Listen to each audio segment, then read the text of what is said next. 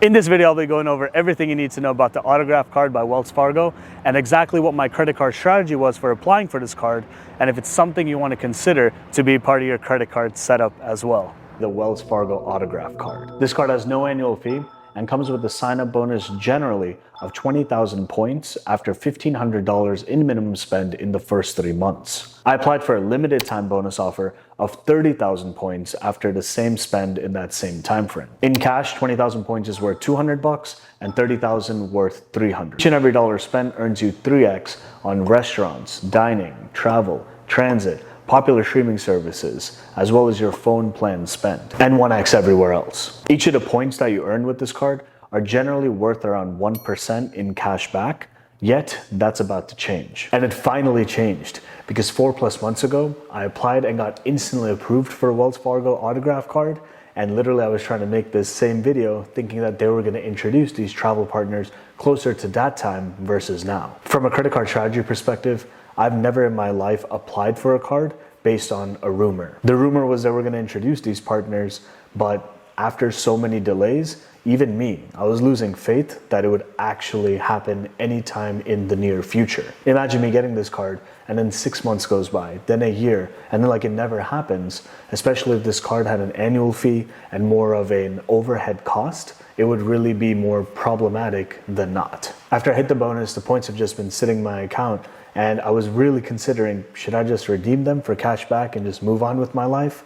But I was like, no, let's hold out because maybe there may be some light at the end of the tunnel. Moreover, the partners I truly value are partners that already exist under the umbrella of Wells Fargo, you could say, where there's another card where you have partners such as American Airlines as well as Hyatt. I value these partners at a supremely high value of points. In other words, that 30,000 points instead of $300 in cash could be worth to me $600 in value or even more. Fast forward, they've released the names of these transfer partners and also have the capability online for us to transfer our points to said partners. Together, we'll take a hands-on demo of what this looks like and also transfer my points to one of the partners just to go through that whole flow of how it works to transfer our Wells Fargo points to transfer partners. So once you're logged into your Wells Fargo account and navigate to the area where you can redeem your actual points, here we have 38K and change points, which is coming from the 30,000 points bonus, as well as additional points I've earned just over time by spending on different categories.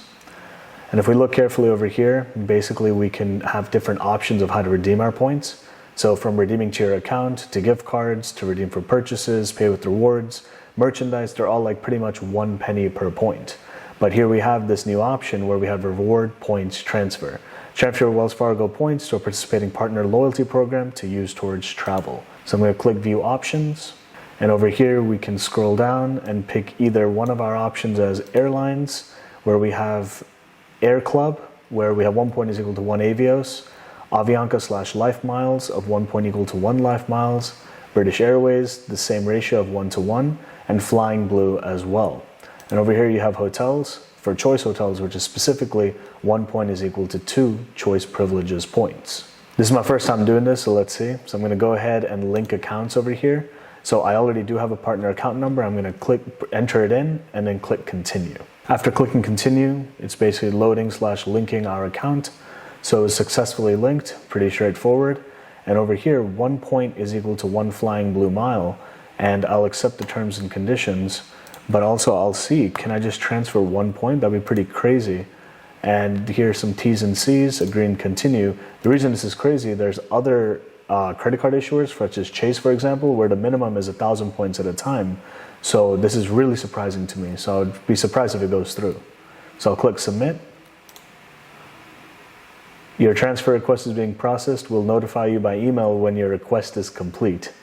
I got an automated email after this transfer, so it says typically transfers made to a partner program will be available in seconds. However, it could take around 72 hours to complete to our partner's account. After checking, the points instantly transfer to my account just like that. Is the Wells Fargo Autograph card worth the spot in your wallet, or is it something worth for you to consider?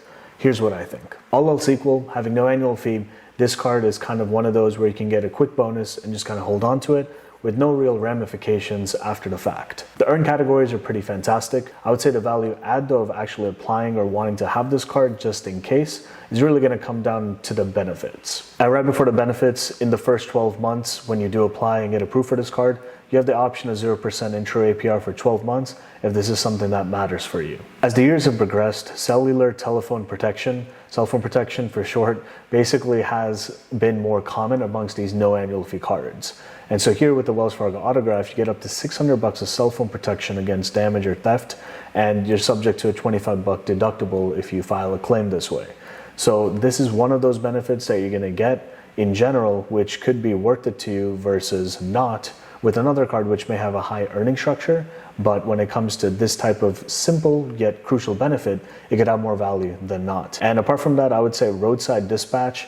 This is one that I wish existed, or I had this card basically years ago when I used to have a type of card that used to have a lot of roadside issues.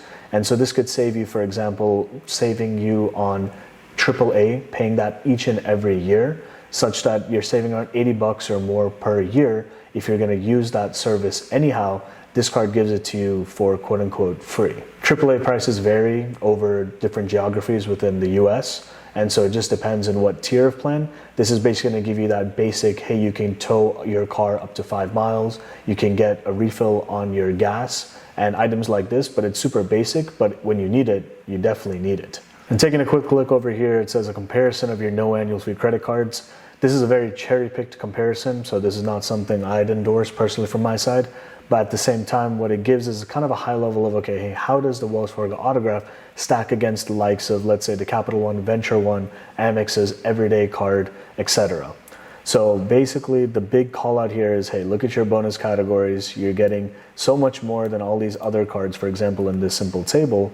And outside of that, no FX fees, no foreign transaction fees is more common than not, pretty much across the board. But surprisingly, over here, it doesn't show that that's the case. So I guess that's a value add.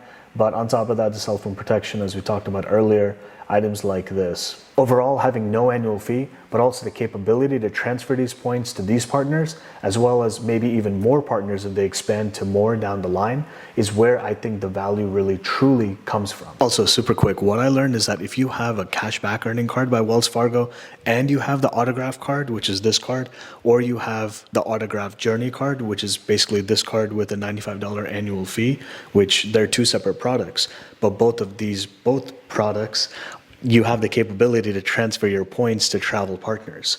And if you have a cashback earning card, you can use those points that you're earning on the cashback side to transfer to partners as well, because of the quote unquote superpower you have by having these Autograph line of cards. So simply put, if you have 200 points that you earned after spending $100 on the Wells Fargo Active Cash, where you're getting 2% back on each and every purchase, then those could be 200 miles towards whatever transfer partner you want. The coolest part about transferring the 1 point to any transfer partner to me, frankly, is like, let's say you need to top up literally 1 point instead of 1,000 points, which would be the case by, let's say, an American Express card or Chase card, where those minimums are 1,000 at minimum. Basically, you're able to transfer just 1 or even 999 for that fact of the matter to move forward with whatever you're trying to book. It's an easy sell as a daily driver card that can give you extreme rewards without too much hassle of thinking about which card do I use in some specific scenario to earn the maximum number of points. Although all this information about the Wells Fargo Autograph card makes it an easier sell than not,